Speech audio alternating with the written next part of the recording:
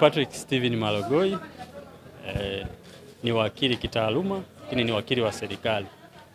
Ninafanya kazi ofisi ya mwanasheria mkuu wa serikali Dodoma, na nilifika hapa siku ya Jumamosi kwa ajili ya kuchukua fomu kama hatua ya awali ya mchakato wa kupata wagombea ambao watakiwakilisha chama kwenye uchaguzi mkuu mwezi Oktoba mwaka huu. Kwa hivyo nilichukua fomu Jumamosi tarehe 28 na nimeirejesha leo tarehe 30 ili kupisha sasa taratibu nyingine za kichama ziweze kuendelea. Zoezi linaenda vizuri. Hamna watu wengi waliojitokeza sana mpaka sasa. Kwenye jimbo la Geita ni kama wagombea watano ambao watu watano wamechukua fomu. Nimechukua mimi Patrick Malogoi, sikia mbunge wa sasa Bwana Msukuma naye amechukua fomu. Ni kweli kwamba hii ni awamu ya pili. Kipindi kilichopita nilikuwa mtu wa pili kati ya watu 18 ambao tulichukua fomu.